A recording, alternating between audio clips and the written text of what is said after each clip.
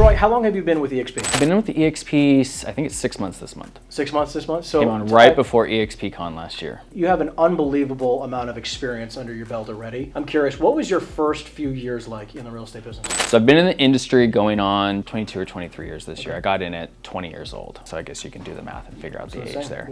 I got into it, I met this, I was getting my hair cut next door to a real estate office, and we were looking, my friend and I were looking in the window, and one thing led to another, and they're like, hey, do you want to come work with us? And I was kind of like in between, like trying to figure out what I was going to do with my life. Like you, I did a semester of college and said, this isn't for me. Barely graduated high school.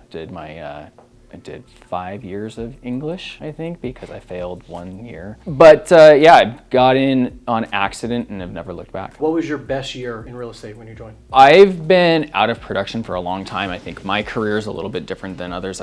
My biggest production years were doing asset disposition. So Sure. for Wedgwood, Okay. which is like the leader asset disposition. So at one point I was licensed in Nevada, Utah, Idaho. I actually sold here in Vegas. I sold a substantial number of homes here, but my biggest year I think it was 2016, and I sold just over 1,000 homes.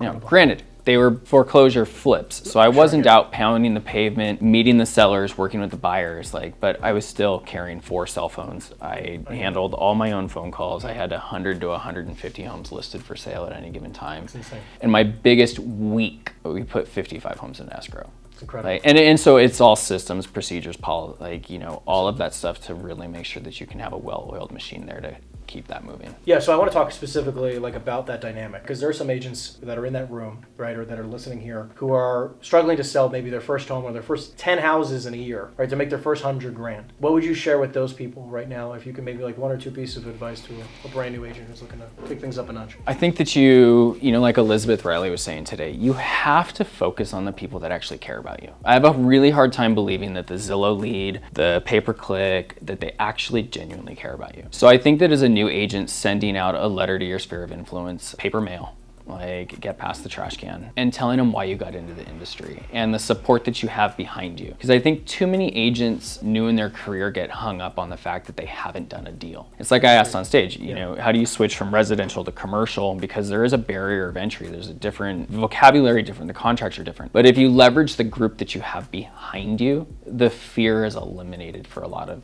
that stuff, because it's not that I'm brand new. The group that I'm with has been in the industry for 15 years. Last year, they sold 100 transactions to buyers, or they did 200 transactions, and focusing on that kind of stuff. Love that. In that great year of 2016, when you sold 1,000 houses and 55 deals under contract, what do you feel like is the differentiator between a 100K producer versus a 7-figure plus producer? So again, I wasn't out pounding the pavement. They were, corporate deals that were kind of served up on a platter. It's still a ton of experience that I gained with the transactional stuff. But I think what I really learned on it, and where, why I went and opened my first brokerage after that, was I saw where a lot of people went wrong, and where the agents went wrong, where the support that they had let them down. And so I think that aligning yourself with a team, a group, an individual as a mentor that'll really help you understand the ins and outs of the industry is one of the most pivotal things. The mentor is the biggest piece. So I'm curious, why EXP? So I spoke on stage with Michael Valdez at Inman Connect last year in Las Vegas, and it was a conversation on attraction versus recruiting. And I had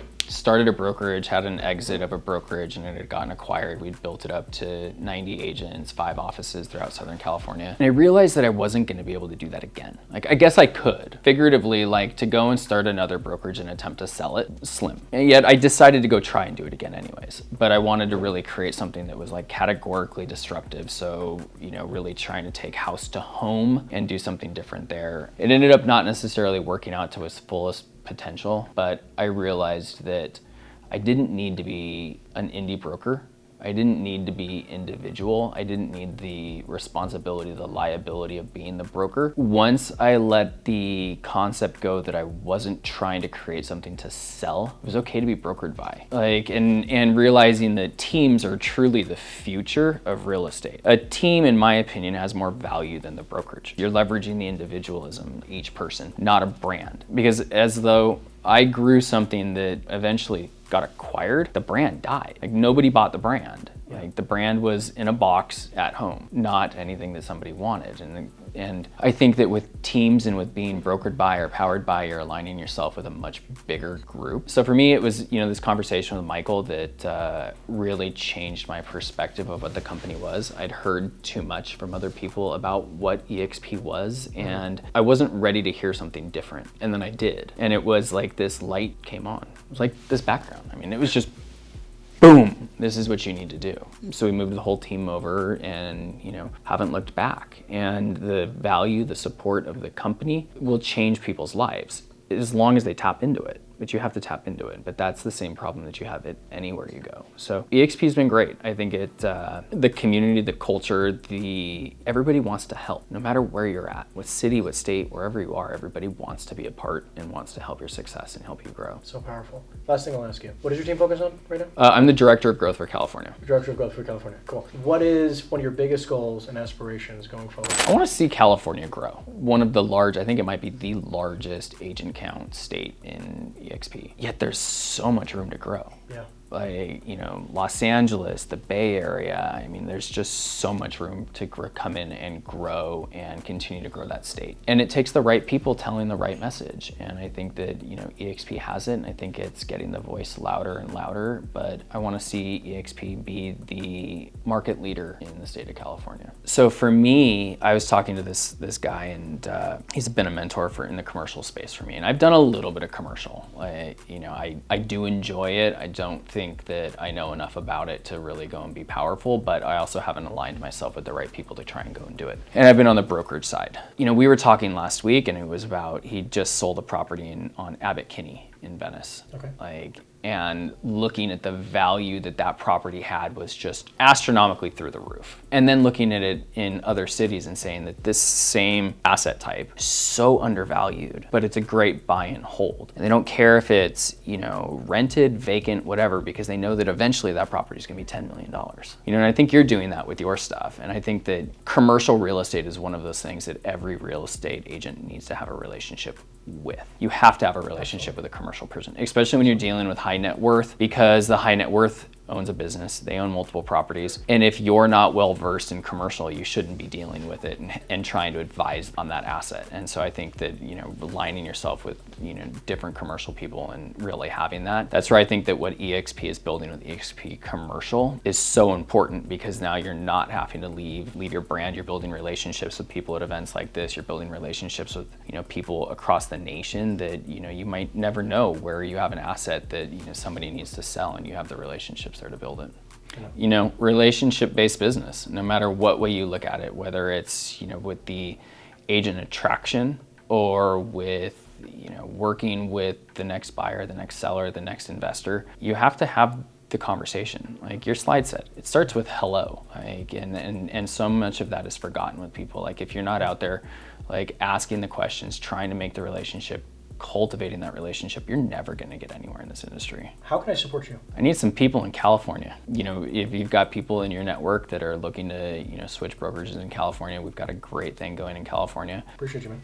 Thank you for doing this. All right, Elizabeth, so what was your first year in real estate like? It was an uphill battle, I would say, because I didn't really want to be in real estate, and I didn't have the greatest attitude, and so I just had to figure it out, and I was failing. I didn't have people really helping surround me and giving me the right path, and so I had to figure it out on my own. Did you sell any real estate your first year? I did. I don't remember, I get this question, I don't remember how much I sold that year. But again, I was approaching it not because I had to do it. It was more of a hobby. It was more of a hobby than a business at that time, and so I did sell real estate. I probably sold, 6 to 10 my first year. What was your best year like? Production and sales numbers. My best year was 2022. I'm a referral agent. I did 37 million in production as an individual agent, and that was my best year. How many houses was that, by the way?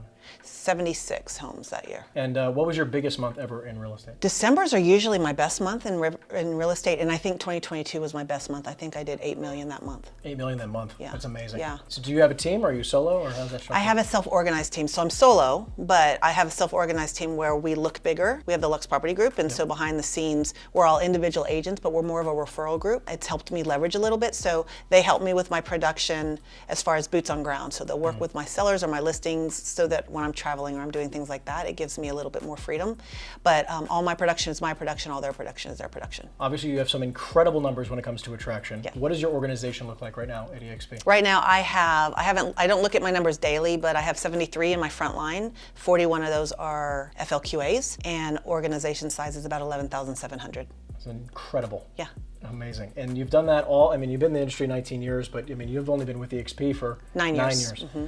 I joined in May of 2015, and I did not come for attraction, but people follow people. And so I had my relationships, and I had people that were like, well, we don't care where you go, we're going with you. And I was like, I don't know where I'm going, but this is what I'm doing, and I don't know anything about it. And so it really doesn't matter where you are as long as you have the people surrounding you and the resources. And so people just followed me, and then we were all winning. And I stay in production because people see that, and they see my reputation and my business growing, and they ask questions. What are you doing? Why are you at this company? We're watching you, because people are watching you even when you don't know it. And so I tell the story about my team leader in Atlanta who had been at the company for 22 years, team leader for 16 years. And when I said I wanted to do this, he said I was crazy. He's watched me for 7.5 years. And finally he called me one day and he goes, Riley, I'm ready to come over. And I was like, what? I had no idea. 7.5 years he had watched me, and he saw me succeeding, he saw me happy, he saw me having, there's no such thing as balance, but having more balance, right? Having freedom in a different way, and he wanted to be a part of that. So he's been with us about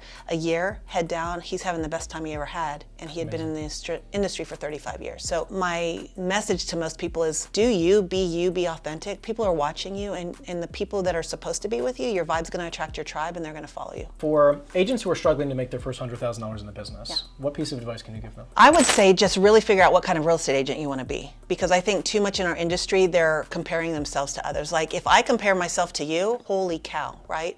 I'm not going to compare myself. What can I learn from you though? You and I have very, very different businesses. And so I just tell people to get in the right rooms. If you're not in the right rooms, move rooms.